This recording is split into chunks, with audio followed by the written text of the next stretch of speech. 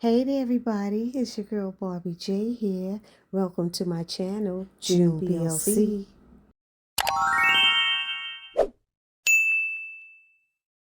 What's up, my Tyler Perry Sisters fans? It's your girl Barbie J here with my 2 cents on the preview trailer breakdown for season 9, episode 17.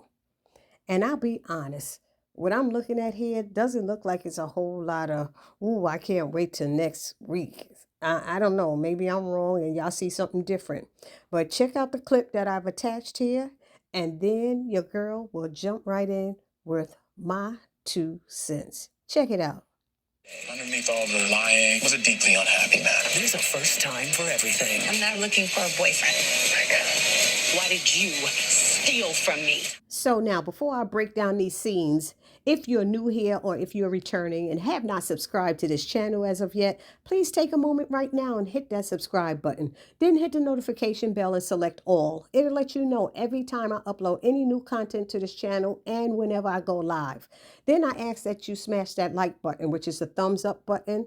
Then write a comment and join the conversation. Give us your 2 cents and then share the video because what? Sharing is caring, and you want to help this sister's channel go.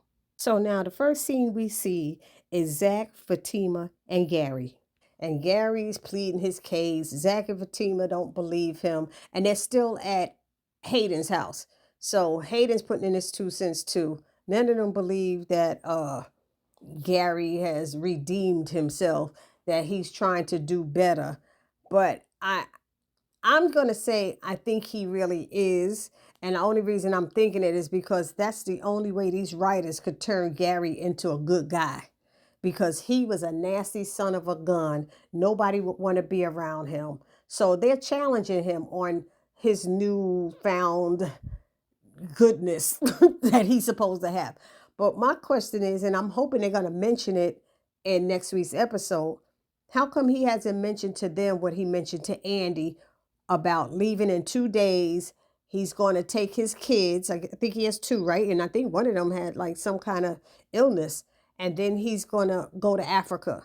So I want to see if that's what they're going to mention. If they don't mention that, then I don't think Gary's changing into a good person. I don't. But if they have him say that to those 3, then this is what the writers are doing to change Gary into this good guy. Next we see Andy and Dr. Vaughn. There ain't really a lot to go on that. Y'all know Andy gonna jump right into bed with him. let's be real. And Dr. Vaughn seemed like he was a square when we first met him. And now and really into his work as a doctor and helping patients. This last couple of episodes when they had him showing up unexpectedly to her job, first of all, it sounds so unprofessional to do that. Why do people think they could just show up to Andy's job without letting her know? That's so unprofessional. Her mama too. And what happened to the people at the front desk that usually call and say, you have a guest, somebody's here to see you? Everybody just walks through to see Andy, and she's a partner now. They got introduced when she wasn't a partner. It seems like she really should be getting introduced now, right?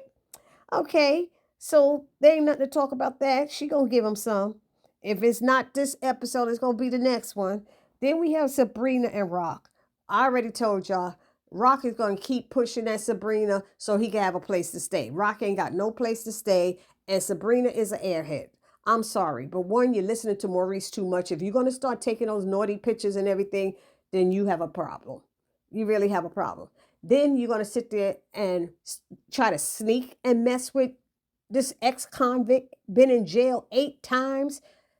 Sex is that great that you would mess with a convict, Sabrina? You are a bank manager. How does that look? Didn't you learn from what Maurice did? Come on. What if he decided to try to get you at nighttime sleeping, stealing the bank keys or something like that, and go in there and rob the bank? Come on, Sabrina. They have her such an airhead. I don't understand it. And not even that. Going against her friend, Danny, going to lie to her just for sex when Danny said, don't mess with my cousin, and she's still going to sneak and try to do it. So we see that's what's going to happen. It makes no sense, but that's what it is. These writers, I don't know. Then we see Karen. She's holding her 2 hands to her face like, oh, And I'm guessing that I didn't see it, but Aaron's on his knee proposing to her probably. Aaron is proposing to her, going to give her a ring before and get engaged before they move as a family together. Or Aaron's just trying to seal the deal, because he still has his insecurities about Zach, and we all know it. That's why he can't give it up. They'll be in Seattle, Washington, and he'll still be thinking she's thinking about Zach. Well, she might be. Who knows? She might slip up in bed while they having sex and say it. Oh, Zach. I'm sorry, y'all. Okay. And the last thing is Danny asking Tony why he stole her money. Why you come on. This you were stupid in the first place, Danny. I'm sorry. I can't even say dumb. It was just stupid. Wanting to take all that money out, you just want to roll up around in it. That sounds dumb. Okay? It sounds like that's somebody who probably never had money, but 75,000 is not a lot of money to have to do that. And then you're going to just throw it there and tell him what it is and leave it there. But remember, I'm going to remind y'all, when she first got the check, she didn't want to tell him she got the check. She hurried up and grabbed that paper check and hid it in her bra, wherever it was, sticking, holding it tight to her and leaving so she could go to the bank and deposit it. So you're hiding the check that you need to deposit, hiding that. But then the cash that you took out, you just going to throw on the table. Make it make sense, y'all. Make it make sense. These writers are not thinking. You can't have her hiding a paper check that he can't do nothing with. But you going to have her just lay some money, throw it out there for him and tell him what it is instead of her putting it in a drawer somewhere. I'd rather her had put it in the drawer. She told Sabrina she was going to put it under her mattress. I'd rather her did this and he found it and took it than her doing that and just throwing it in his face and looking at him. So God only knows what pathetic story Tony's going to tell, but it's basically he owed money. They were going to break his legs and now, but why are they showing Tony as a dumb black man who had a six-figure salary and didn't save any money? Where's the money he saved? He had a house. Why is he on Danny's couch in her studio apartment instead of in his big house with 2 bedrooms or whatever? It's not making sense that he had money put aside. He's an executive. So he's telling Danny, remember he was trying to tell Danny how she needs to push herself to move up the ladder, and because her friends are all moving up and she's staying stagnant. So you're encouraging her to move up and make more money, but you were making all this money and you don't have none saved? Make it make sense, y'all.